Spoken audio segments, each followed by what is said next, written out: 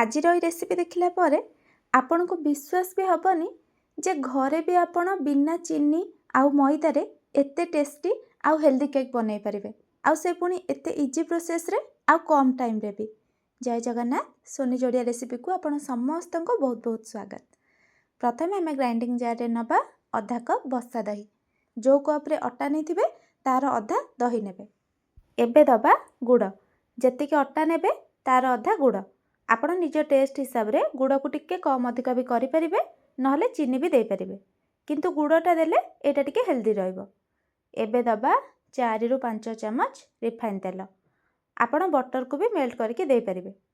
एबे आमे दबा भानिला एसेंस आधा चमच, आउ जदि एइटा भी नाही ताहले आपण गुजराती गुंडर 1 चमच दे पारे, जोटा कि याको रिप्लेस कर परिबो।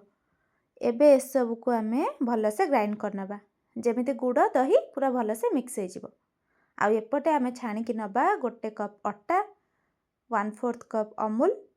जेहेतु आमे अटा रे एटा करूचे तो अमूलटा टिके दे देले टेस्टटा आउ टिके भल आसीबो।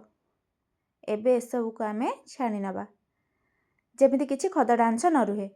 एबे आमे जो ग्राइंड करके रखिथिले गुड़ आउ दही मिक्सचर ताकू भी एबे दे दबा। आउ एइठी मु आधा कप सिझा क्षीर भी रखीची, जोटा कि रूम टेम्परेचर रे अच्छी।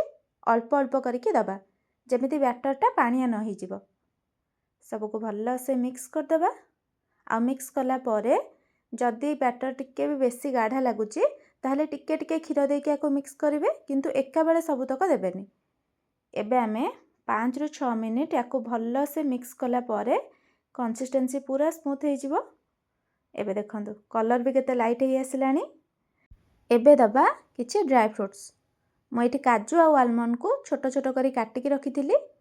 आपण निज पसंद हिसाब रे अलगा किछि ड्राई फ्रूट्स भी देई परिबे, जेमती किसमिस, पिस्ता कि बादाम, किंतु काटिकी देबे। भल से मिक्स कर दबा देकी। एबे आमे एथिरे बेकिंग पाउडर दबा पूर्वरु प्रेशर को प्री हिट करिबा आउ केक टिनटा रेडी करिबा, जेमिति बेकिंग पाउडर देला परे आमे संगे संगे ताको बेक करि परिबा। एबे बैटर पाखापाखि रेडी हो आसिलानी, याकू साइड करिबा। आ कुकर रे नबा आधा कप लुण। आपण ए लुण को पुणी केक कला बेले आउ थरे भी रियूज करि परिबे। ऊपर गोटे छोट गिना कि स्टैंड रे रखी देबे। आ कवर देकी मीडियम फ्लेम रे एको गरम हबा को छाड़िबा। बेकिंग पाउडर दबा पूर्वरु ए सब काम आग सारि नेबे। एपटे केक टिन रे टिके तेल ग्रीस कर नउची। आपण को पाखे जदि बटर पेपर अछि सेटा देई परिबे, नहले एमती गोटे नॉर्मल पेपर नेबे, केक टिन शेप रे काटि नेथिबे राउंड शेप रे। आउ ताकू एमती लगेइकी ता ऊपर आउ टिके तेल देइकी ग्रीस करनेबे। पेपरटा देदेले केकटा तळु बेसी पोड़ीबनी आउ आराम से बाहरी आसीबो। एपटे आमे बैटर रे दबा आधा चमच बेकिंग पाउडर आउ 1/3 स्पून खाइबा सोडा, माने जेतिकी बेकिंग पाउडर नेबे तार आधा खाइबा सोडा। टिके पानी दे दबा, एक्टिव हो जिवो। आउ मिक्स कर दबा। जदि बेकिंग पाउडर नाही ताहले आपण गोटे पैकेट नॉन फ्लेवर इनो भी दे परिबे। आउ ध्यान देबे कि बेकिंग पाउडर देला परे बेसी टाइम बैटर को बाहर रखिबेनी, नहले केकटा भल से फुलिबनी।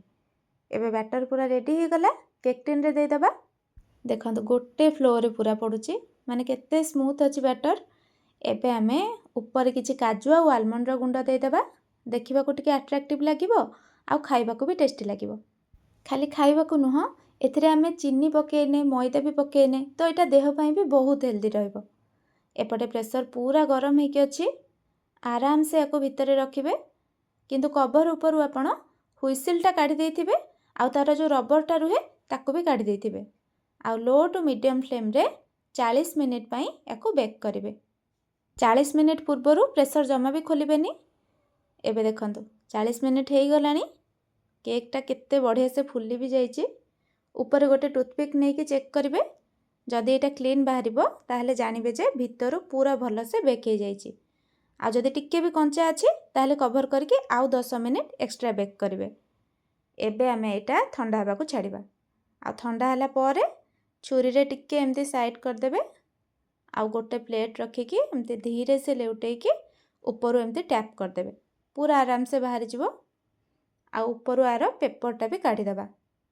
चारिपटरु पूरा परफेक्ट रे बेक हेछि। देखंतु आ यार सामना पटु मु आपनको देखौछि केते सुंदर देखा जाउछि। बिना चीनी आउ बिना मैदा आउ से भी बिना ओवन रे भी କେତେ ଟେଷ୍ଟି କେକ୍ ଆପଣ ଘରେ ବନେଇ ପାରିବେ। ଦେଖନ୍ତୁ ଭିତରୁ ବି କେତେ ନରମ ହେଇଛି।